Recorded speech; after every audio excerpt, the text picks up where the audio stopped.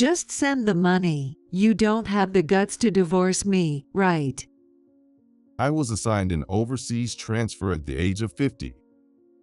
When I told my wife Nancy about it, she responded with such cold words.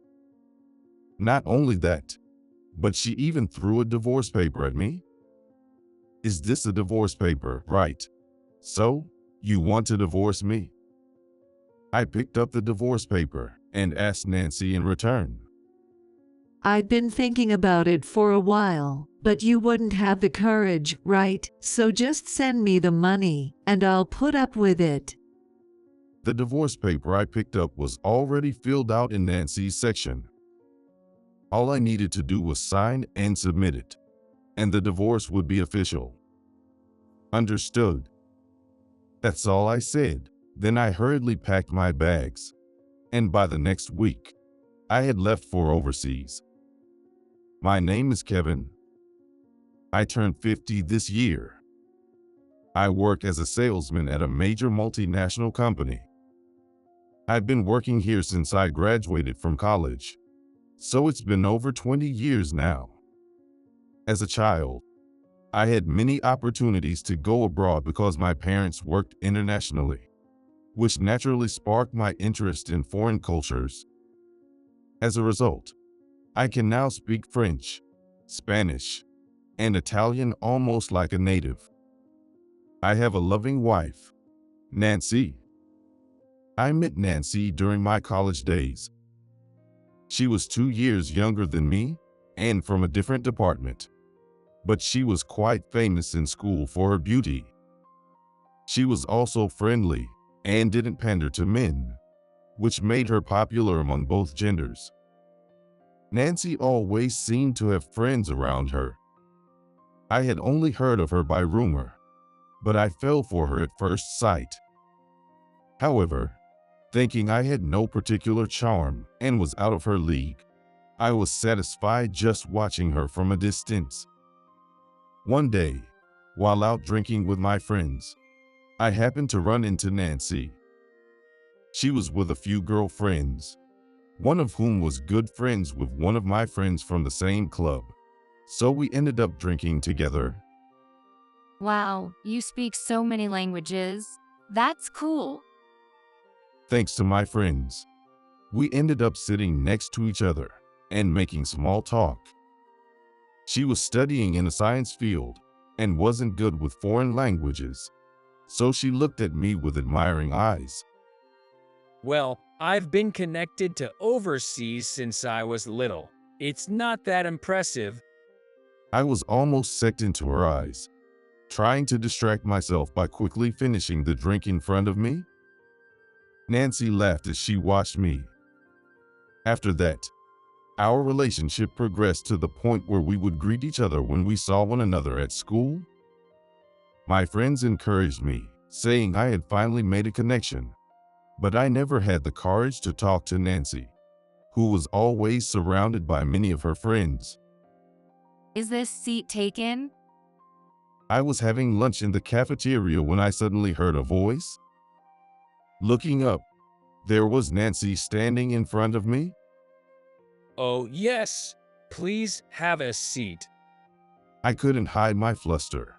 My speech became awkward, and I was so embarrassed that I just looked down. Nancy, unfazed, sat down in the chair in front of me. It's been a while. Actually, I've been wanting to talk more with you, Kevin. Nancy said with a shy smile, lowering her gaze slightly. Don't get the wrong idea. Alarms were going off in my head. But being told such things by the person I had fallen for, any man would likely misunderstand. Looking back, I realized I had already fallen right into Nancy's hands by Ben. Hello, Kevin. Since that incident in the cafeteria, whenever Nancy saw me, she would break away from whoever was around and come over to talk to me. The stares from the other guys felt like daggers piercing through me. What's with that guy? He's not even that good looking, and he seems so gloomy. Such behind-the-back comments were becoming a daily occurrence. Yet, my friends didn't drift away. And more importantly, the fact that I could talk to Nancy at college made me incredibly happy. Would you go out with me? On my graduation day, I gathered my courage and confessed to Nancy. I'm glad you finally said it. I thought you were just going to graduate and say goodbye. She laughed and gently grasped the hand I offered. And so, we officially became a couple. Nancy continued attending college unchanged, and I entered the workforce, changing the flow of our lives. I heard from a mutual friend that you went to a mixer yesterday. Hearing that Nancy had been to a mixer, I wasn't feeling at peace. It was just a get-together, you know? You're always busy with work and we can't meet on weekdays. And you were out alone with a guy the other day too, right? Honestly, I'd rather you didn't do that. Nancy, who has many friends of both genders, often goes out just with her guy friends. Even though I know there's nothing to it, as her boyfriend, I can't help but worry. Even if Nancy isn't interested, you can say the same about the guys. So, should we break up then? I'm just hanging out with my friends. Why do you have to interfere in my friendships? That's okay, I get it. Sorry. But could you at least let me know when you're going to be with guys? Every time we argue, Nancy brings up breaking up because she knows I won't choose to break up. In the end, I apologize, and the argument ends. I may be a fool for love, and though I hate to admit it, I can't bring myself to be firm. Despite it all, I love Nancy deeply and don't want to lose her to anyone else. Will you marry me? The year Nancy graduated, I proposed to her. I was afraid of her meeting more people when she started working and finding someone better than me. I held out the engagement ring, my hands trembling. Just like when you confessed. Your hands are shaking again. Nancy laughed and held my hand just like she did back then. Tears streaming down my face, I slipped the sparkling ring onto her left hand. Thank you. Let's make a great future together, okay? Absolutely. I'll make sure we're happy. And so, we became husband and wife and started living together. However, married life wasn't quite the happiness I had imagined. Since we both worked, we split the household chores. Whoever got home earlier would do the shopping and cooking, and we'd clean together on days off. Initially, there were no problems. I'm home. Oh, Nancy. Today was Nancy's day off. On such days, she usually took care of all the chores. However, the breakfast dishes were still in the sink, and it looked like the laundry hadn't been done. Worse, I couldn't find Nancy anywhere. Is she out somewhere? Just as I was about to call her, the bedroom door opened. Welcome home. I fell asleep. Nancy said with a big yawn as she took a bottle of water from the fridge and poured it down her throat. I wondered if she might be feeling unwell, but she seemed fine. Wait, did you sleep all day? Well, it's my day off. What's wrong with resting? No, that's fine, but we agreed that you'd at least do the basic chores, right? I'm not aiming for a spotless house, and you could just turn on the cleaning robot. It involves just washing the dishes and doing the laundry during that time. It only takes the morning to finish those tasks, and she's free to do whatever she likes in the afternoon. It shouldn't be a problem even if you sleep till noon and then start. Dishes can be wiped before use, and we have a dryer for the laundry, So it's okay even at night, right? The house isn't that dirty either. Yay, but what about dinner tonight? I changed the subject to avoid making her grumpy and complicating things further. I know I shouldn't run away from my problems, but I didn't want to argue with Nancy. Well, I haven't shopped, so can you whip something up with what's left? What? I'm supposed to cook. Wasn't the deal that the person off work would do it? The rule is that the person on a day off cooks dinner. Exceptions are made for illnesses, but Nancy seems to be fine. I'm still groggy from waking up. Just make something simple. And wash the dishes, please. I'm tired from work. I was hoping to take a shower first. Can you make dinner while I'm in the shower? No, I was about to take a shower now. You don't have anything else to do, right?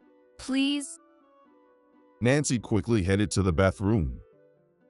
As I watched her leave, I sighed deeply and reluctantly began to prepare the meal. About 30 minutes later, Nancy came into the living room. Well, baked potato? I would have preferred pasta today. If you have complaints, you should make it yourself. Well, okay then. Nancy reluctantly started eating the baked potato I had made. I quickly finished my portion and headed to the bath. When I came back, Nancy was watching TV, and of course, the dishes from earlier hadn't been washed. Nancy, you haven't done anything all day, right? Could you at least wash the dishes? Stop nagging. I get tired from work too. I'm a newbie and there's a lot to learn. If you have so many complaints, maybe we should get divorced, okay? Just like when we were dating, she would quickly bring up breaking up whenever something bothered her. At that time, I was just happy that someone as desirable as Nancy had chosen me. Driven by my selfish desire to not lose her, I had proposed to her when we were both still young. She probably still wanted to have fun, but outings with friends had drastically reduced after getting married. This might be contributing to her stress. My resolve to make her happy hasn't changed, so in the end, I always give in. One day, about 2 years after we got married, I'm going to quit my job. Nancy suddenly said that. What happened? Is something wrong? It's not for any particular reason, but we can live comfortably on just your income, right? So I figured there's no point in me working. Indeed, I often get jobs related to international affairs because I speak several languages, and my income is higher than my peers and most people my age. There wouldn't be a problem if Nancy became a full-time homemaker. I don't mind, but in return, you need to take care of the household chores. That's my condition. If I quit my job, I'll have time, and I can handle that much. Following her declaration, Nancy quit her job soon after. Since leaving her job, she has been taking care of the household chores well and seems to be in a good mood. If this keeps our home running smoothly, I'm relieved. But that peace was short-lived. Welcome home. Hey, look at this. Isn't it cute? Nancy was wearing a dress I had never seen before, twirling around. It looks great on you. What's going on? I was bored, so I went shopping. Look, I even bought this bag. On the sofa, there was a bag from a well-known brand. Even I, who know nothing about brands, could tell it was expensive. You bought it. Where did the money come from? Obviously on the credit card.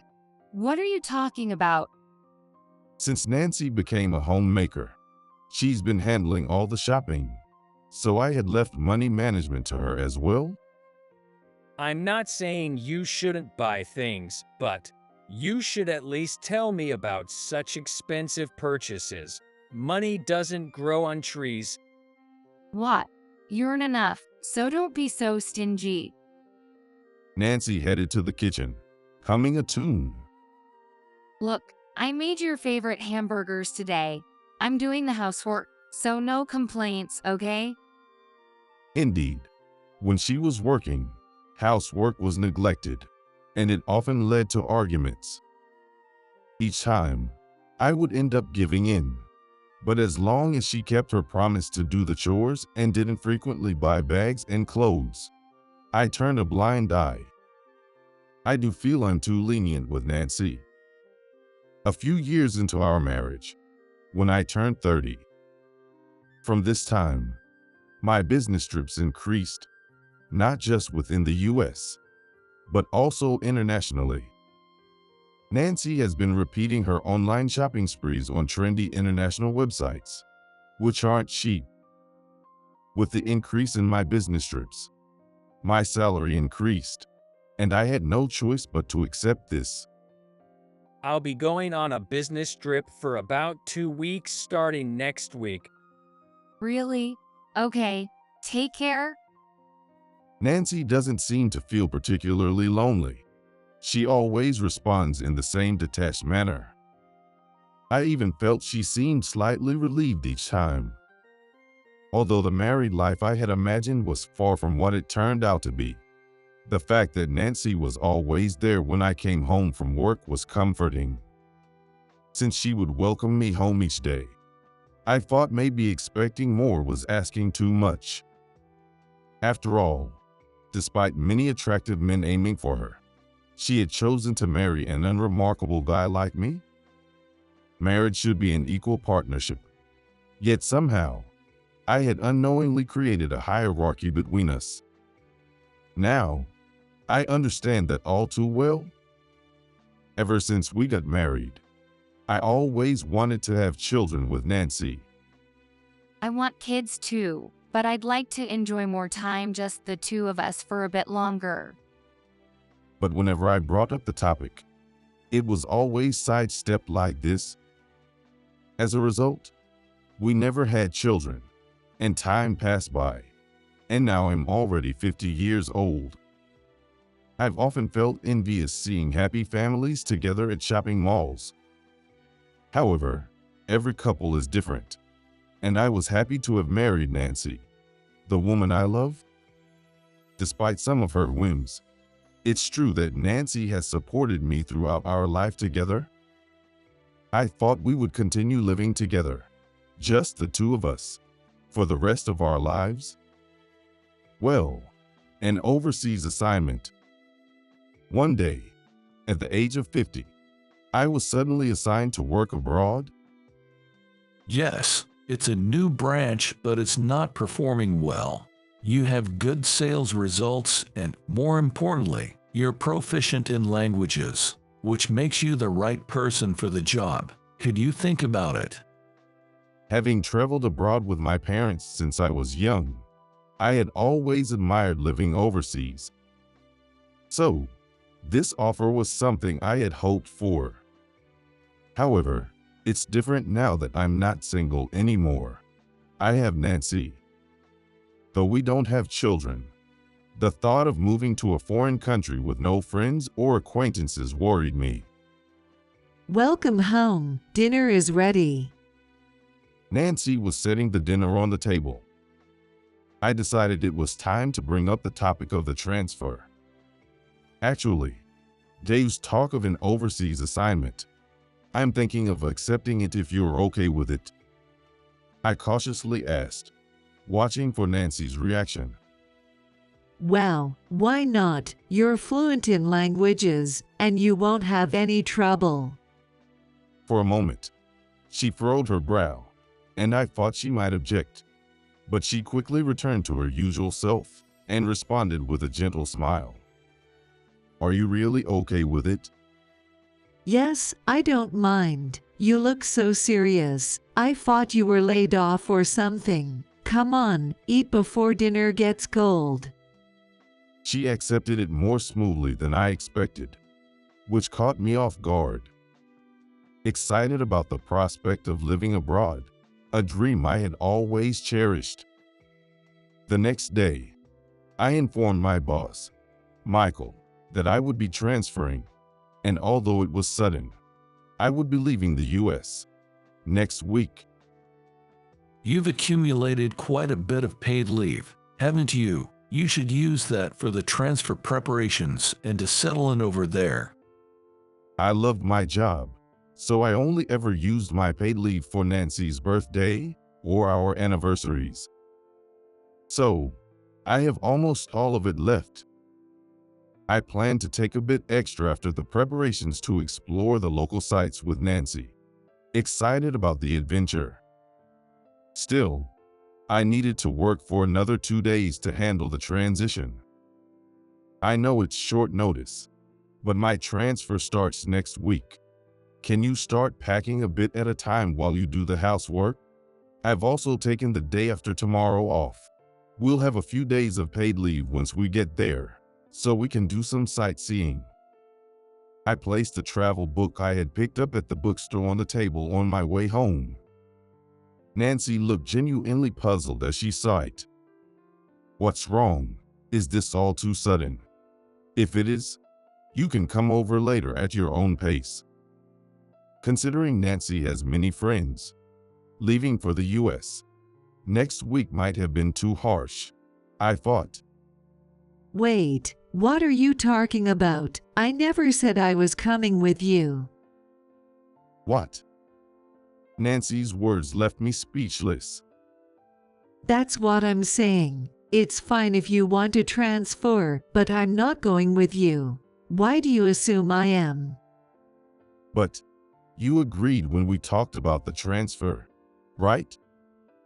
I never said I'd come with you, though. Thinking back, I realized I had only discussed that there was a transfer opportunity. I hadn't explicitly asked her to come with me, nor had I asked what she wanted to do. It turns out, I had misunderstood. So, you were planning to stay in the US by yourself. Unlike a business trip, there's no guarantee I'll come back. Maybe it's like a solo assignment, right? Just send me the money. You don't have the guts to divorce me, right? With those cold words, a divorce paper was nonchalantly tossed onto the travel book I had spread out. A divorce paper. So, you want to divorce me? I picked up the divorce paper and asked Nancy in return. I'd been thinking about it for a while, but you wouldn't have the courage, right? So just send me the money, and I'll put up with it.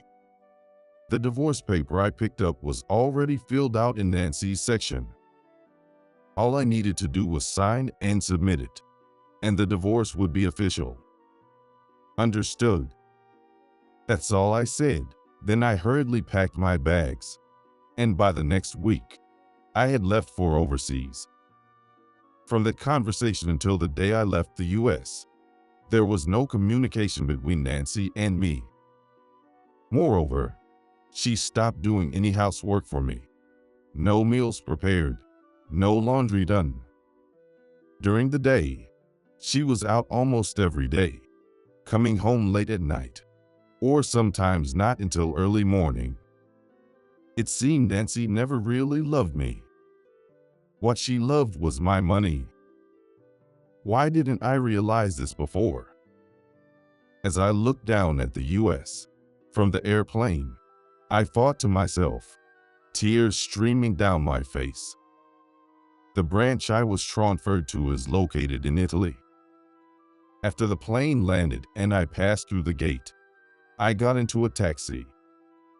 As we headed towards the city center, the scenery became increasingly beautiful. The thought that Nancy might have been here by my side made my heart take a bit. Even though I had resolved to come here, it seems memories aren't so easily forgotten. The new apartment I arrived at was, unsurprisingly, empty. I lay back on the bare floor and let out a big sigh. This is where I start my new life. I muttered to myself. Then, realizing that having nothing could make me wallow in sadness, I decided to go out and buy the essentials for now. Shopping alone turned out to be enjoyable. Back in the US, Nancy was always with me, insisting on going here and there. She never let me visit the stores I was interested in. Yet, I thought I was happy just to be with her, which is terrifying in retrospect. Since I have a few days of paid leave here, I'll take my time to gather what I need. In a sense of starting anew, I brought only a few clothes from the US and didn't bring any large furniture or appliances. Selecting things to my taste was a delightful process. By the time 3 days had passed since arriving in Italy, as I was setting up the room, humming to myself, my phone suddenly rang. Moreover, it was an unfamiliar tone, a ringtone from an app. When I checked the screen, I saw Nancy's name. Calling directly between the US and abroad would result in international charges. She likely used the app to avoid these charges. Although I expected her to call soon, I ignored it and resumed setting up the room. I assembled the bookshelves and bed I had bought and pondered where to place things. However, Nancy's calls did not stop. Unable to proceed with my work, I reluctantly answered the phone. Hello? My voice sounded colder than I expected. Hey, why didn't you answer right away? Things are getting really complicated over here. Nancy's voice came through the phone, sounding extremely frantic.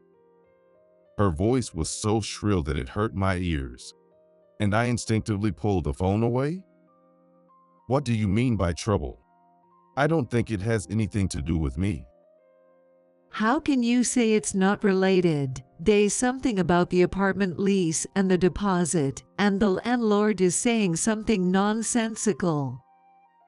Well, I'm not coming back there. And if you continue to live there, it needs to be in your name? Actually, the day after Nancy threw the divorce paper at me, I filed it. So, we're strangers now. If that's the case, I'm under no obligation to continue paying the rent for that apartment.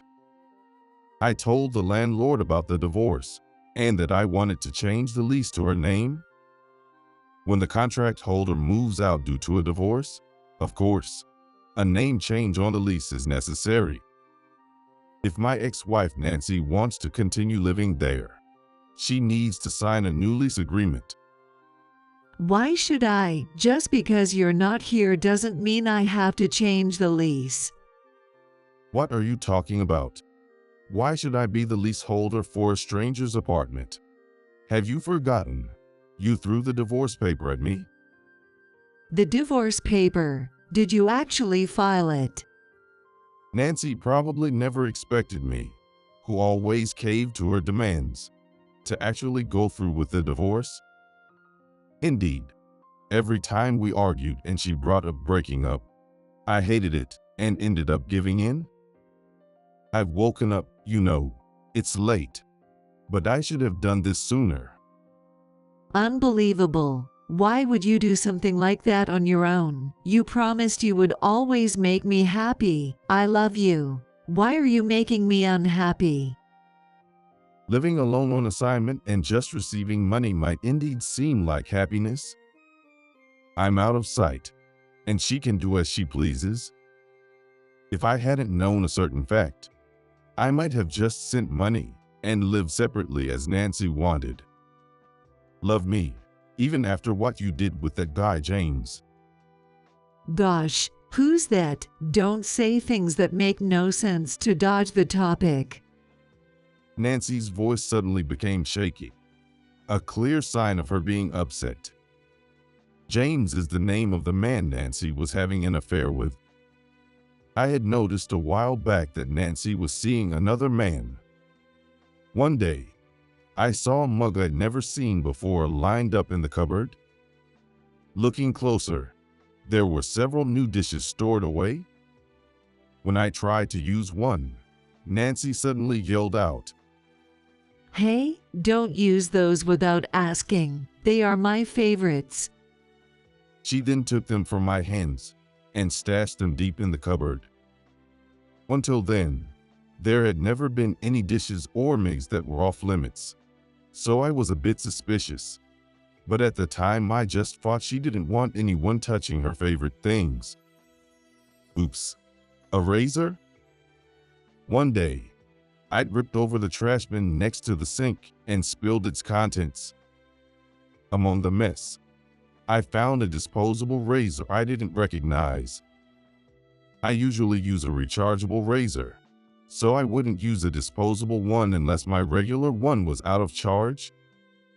There were also several other small inconsistencies. Still, I wanted to believe in Nancy. But her insistence on staying behind during my transfer and demanding money only finally opened my eyes. While I was still in the US, I hired a private investigator to look into Nancy's activities. Probably they usually met at my house, but because I was home using my paid leave, they couldn't, so she was going out every day. Nancy and her date, usually confined to indoor activities, seemingly unaware of the need to hide their actions, were boldly walking around outside, and evidence was quickly gathered. The investigator introduced me to a lawyer, and I prepared to strike back before coming here. You thought I hadn't noticed? If you're going to bring someone home, you should at least clean up better. Anyway, you'll be hearing from my lawyer soon about alimony and other matters. Wait, what are you talking about? We're not done talking.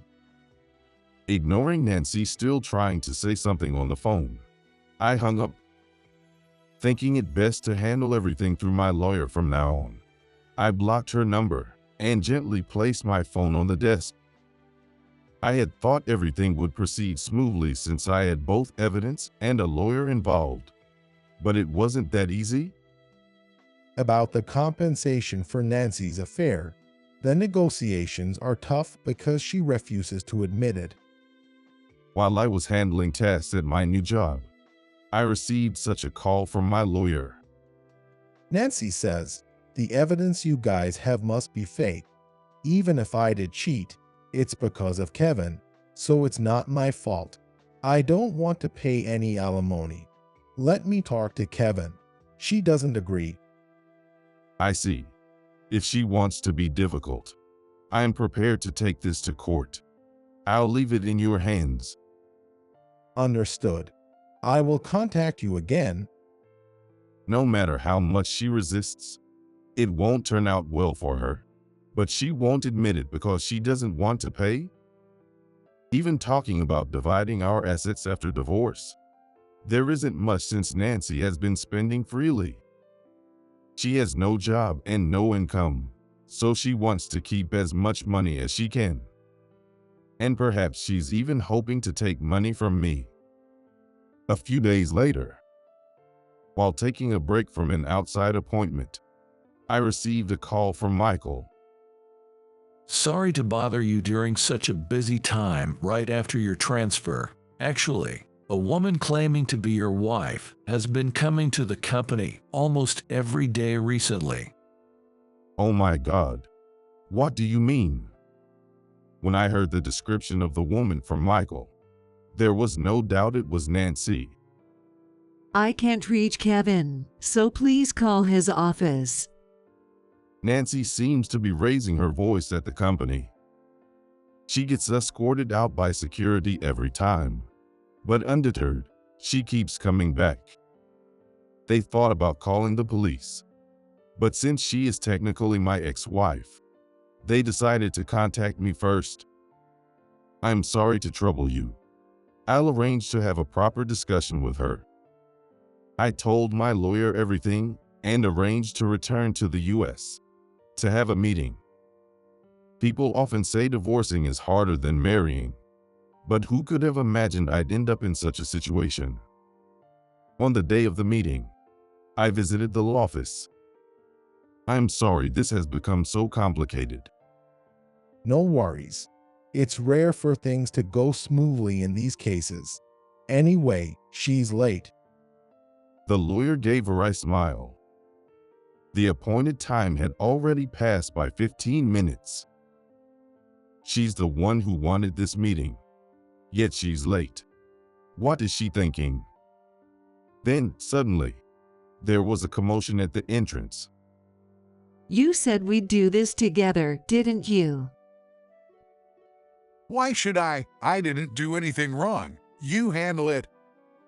Entering the office loudly arguing were Nancy, whom I hadn't seen for a few days, and a man, James, her affair partner. He was also refusing to pay, so I had called him to this meeting. Please calm down. Come this way. Prompted by the lawyer, the two took their seats. Once everyone was present, we quickly moved to the main issue. As I have mentioned multiple times, both of you have an obligation to pay damages to Kevin. But why? Where's the proof that those photos aren't fake? We're just friends. Yo, why are we being accused of having an affair just because we're a man and a woman who are friends? Photos of them arm in arm and entering a motel together suggest otherwise. Despite this, they continue to deny the affair. Nowadays, photos can be easily faked. You made those up for the money, didn't you?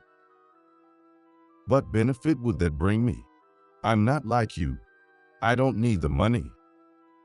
Then we don't need to pay any damages, right? We're struggling just to make ends meet.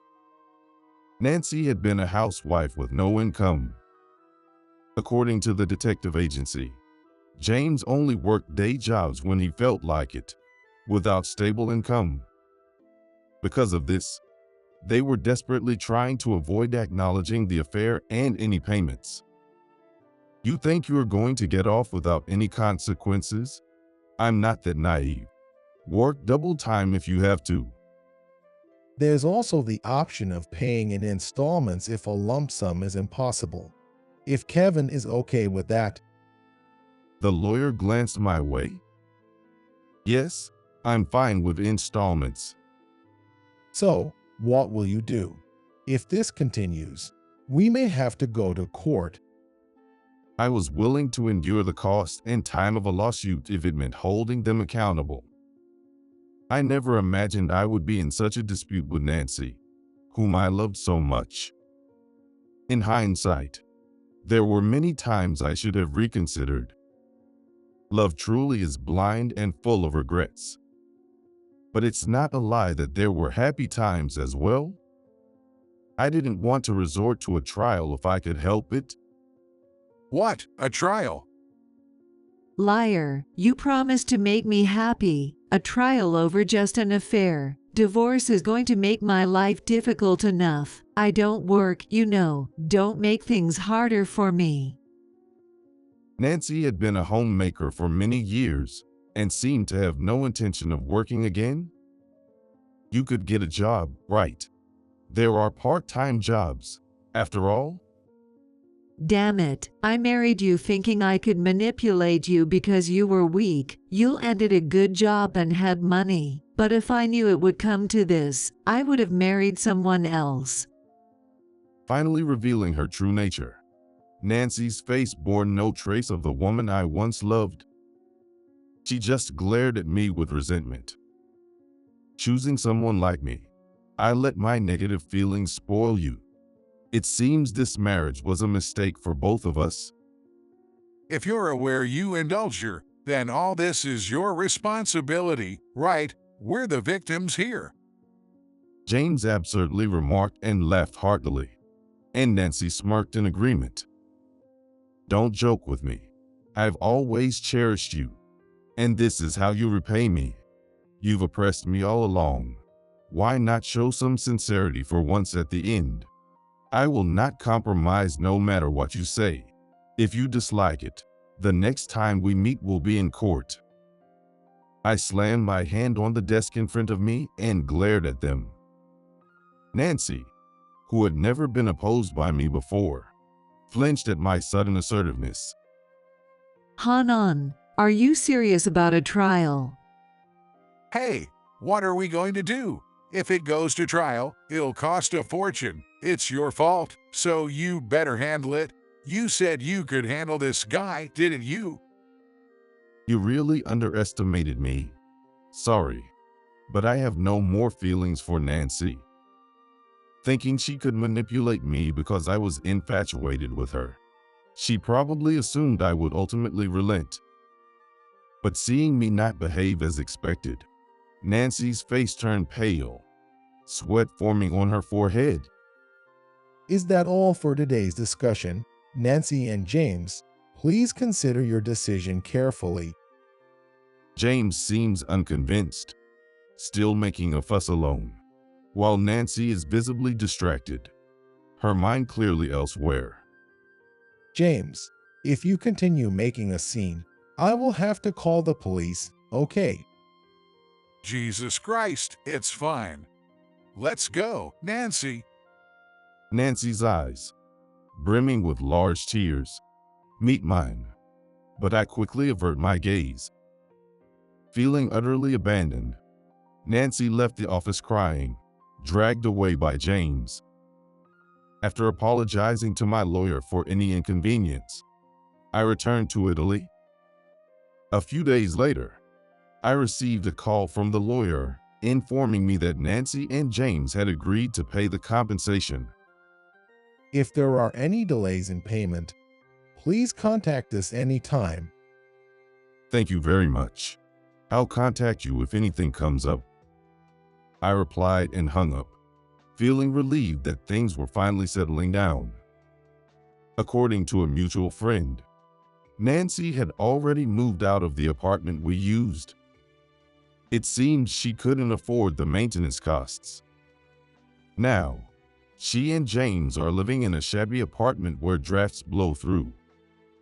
Their lives are far from happy, and they argue with each other almost every day. Meanwhile, I'm enjoying fulfilling days here in Italy. Divorced at 50 and single, but life on my own isn't too bad. The people at work are great, making it a pleasant place to work, and I cherish the freedom it brings. I used to think being with someone I loved was my happiness, but it turns out that happiness was just my own illusion. From now on, I plan to focus on my work and myself, and fully enjoy the second chapter of my life.